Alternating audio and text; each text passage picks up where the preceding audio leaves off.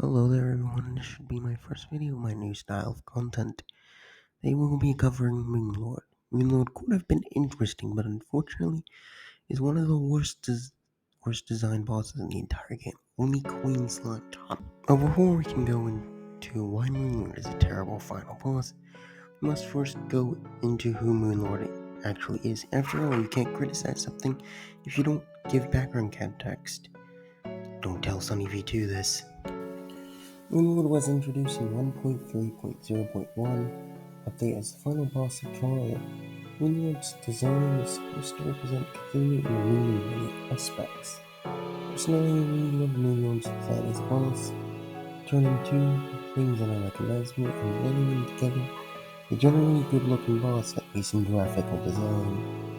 You can fight Moonlord by doing the pillars or all celestial fragments that the ancient manipulator and crafting a celestial sigil, summoning impending doom on your world.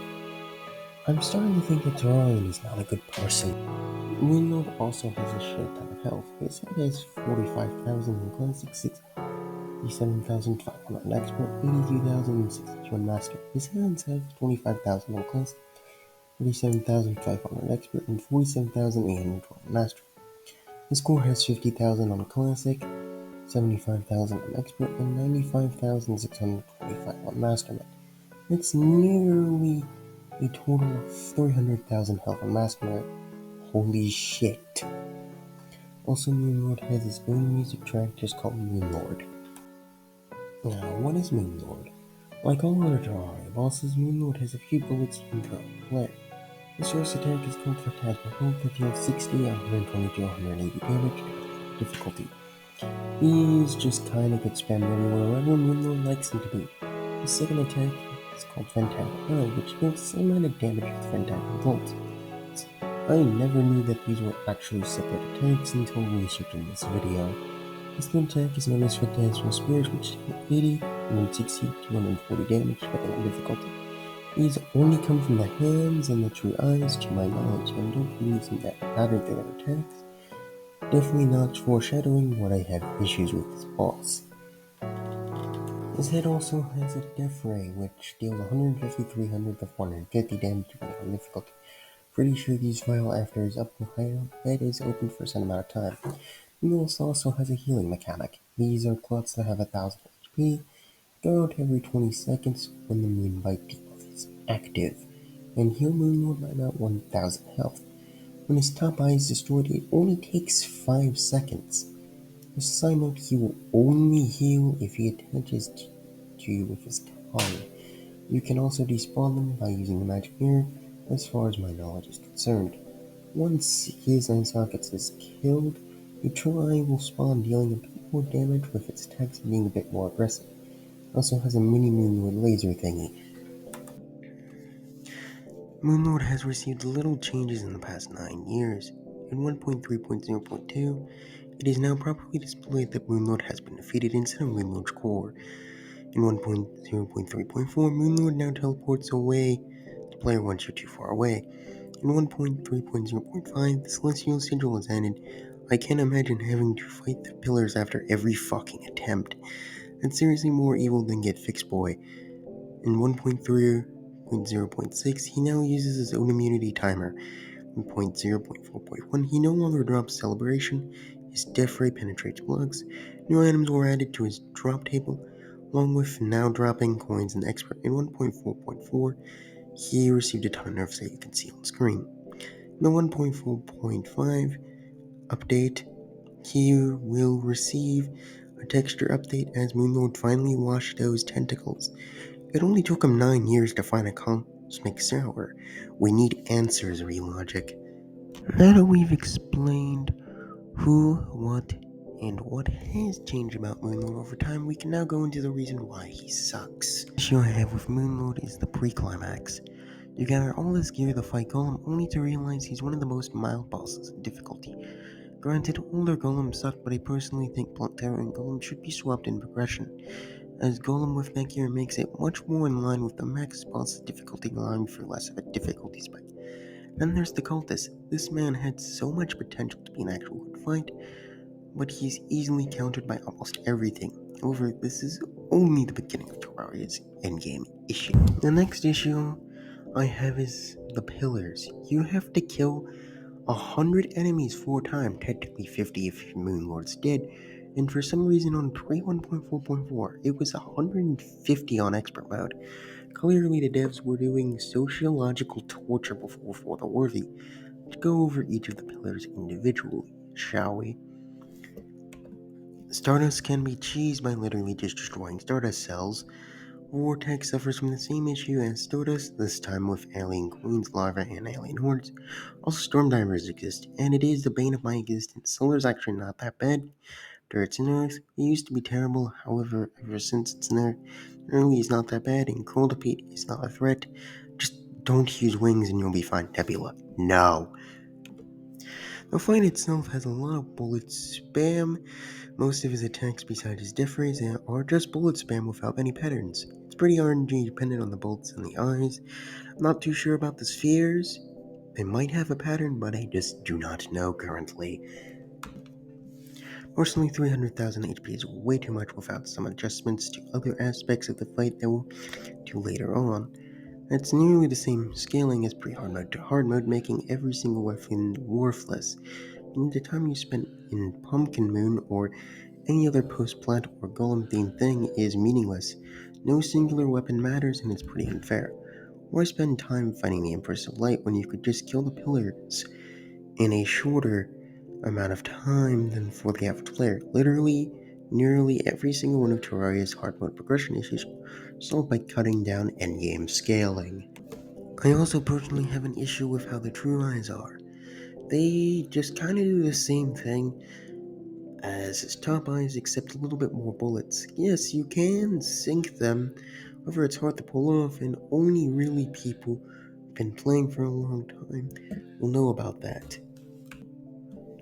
Another thing you can do is after the True Eyes are dead on Master Mode, you can just sit there, the sockets, and take 1 damage, pretty much being immune to all of his attacks. If you got the Star Cloak and some super healing potions and some good movement, this is where the fight ends, as you can just let the stars do the rest. I know this as a thing, as I've abused this mechanic. Wait, shit, I just admitted to cheating in a video game. Please don't cancel me on Twitter, please. Now that you've defeated the Moonlord and the credits play out, what happens next? Well, you get some overpowered weapons. Granted, I'm glad these exist. However, they remove any challenge to the game. You do only get a few shimmer upgrades that are only to post Moonlord. Then there's the portal gun. At post Moonlord is completely and utterly useless in terms of mobility. I personally think it would be much better as a post golem item sold by the traveling merchant. After all, he already sells anti-portal blocks. Something like 3 platinum seems reasonable for an item such as the portal gun. However, none of the post-game items matter as the Zenith exists. The Zenith throws out the concept of weapons and enemies and throws them out of the water.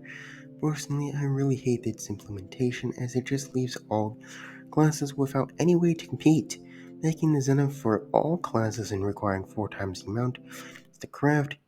Each one from different classes would have made the Zenith much more fitting not only for its overpoweredness, so its name is literally the word Zenith, which means what is on screen. With all of this out of the way, we might as well compare Moonlord to another game I love and how it handles its final bosses, that being Undertale.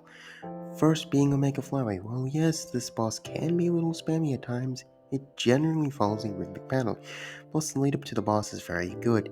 Throughout the game, Flowey will follow you if you backtrack, and right after you think you beat the big bad, the game pulls it away only to have this flower save scum, while also calling you out for save scumming at the same time. What a hypocrite. Israel Dreamer is another beast in of itself, where you're facing a literal god, but with actually fun attacks to dodge, and does the you're fighting a god both in the atmosphere and the literal sense much better. Finally, Sans. Sans perfectly encapsulate the feeling of your actions matter. Not only do you get your ass kicked by the jokester, which in of itself is another joke, that you get beaten up by the lazy kid, maybe the quiet kid, school, or onto something. But in reality, his attacks are telegraphed and are not hard. if you're not panicking, which removes RNG from the equation, as each and every time they're the same. Am I saying that Moonlord needs to be like a flower on too much crack? An emo teenager who is a flower on even more crack, or the quiet kid in school? No. In fact, Undertale is a very different game from Terraria. However, it is still important to bring up anyways, as they show Moonlord's glaring flaws. Now, with my rambling out of the way, hope we can go into fixing Moonlord, as there is a huge potential with this boss. First, we should fix the pillars. First would be reducing the HP of enemies by 8% would help out the scaling issue. With this would come a reduction of pillar weapons damage to match items in the Martian menus. Here, every weapon is a potential option for the Moonlord fight. I think 100 enemies is fine, however, I do want more consistent difficulty, making the Stardust pillar more difficult in general, making it so tube star shells don't give progress, and giving them some sort of anti-cheese would make it more challenging. Vortex would be the same thing as Stardust. Storm drivers would be a little less accurate. Stoller would be relatively unchanged, however, all the people would warn in advance for new players. Nebula Floater? Please reconsider Nebula Floaters, just like my previous depression was reconsidered.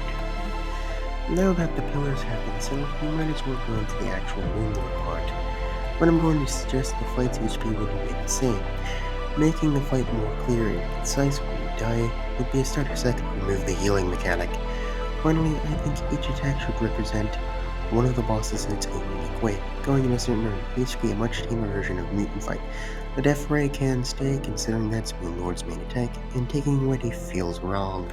The tries would be changed in a similar manner to the regular part of the fight. Not only are they more rhythmic, doing so in patterns than another threat you've faced, but would also be more threatening in general, making them more aggressive. But I could hear you say making Moonlord harder would just make it more grindy. Well, I've got a solution for that you can't ever truly die to Moonlord. A phrase, but Terraria refused, would display on screen instead of a traditional death, bringing the fight to when it started, allowing the player to retry over and over again until you defeat on Moonlord. On hardcore, it would say, but it refused, and which, if you would die once, the Moonlord fight afterwards, there would be a potential exclusive ending. The Moonlord has been defeated, however, you are dead as well. So that is Moonlord, isn't it? This video, personally, was the longest script I've ever written, and possibly the highest effort I've put into a single video thus far. Like, this script is like 5 pages long. As for my personal life, I've been getting all the cow I currently can get at the moment. As for the channel, very recently we have hit 50 subscribers. It means a lot to me. That's like 2 full classrooms of people. With that out of the way, that's it, and goodbye.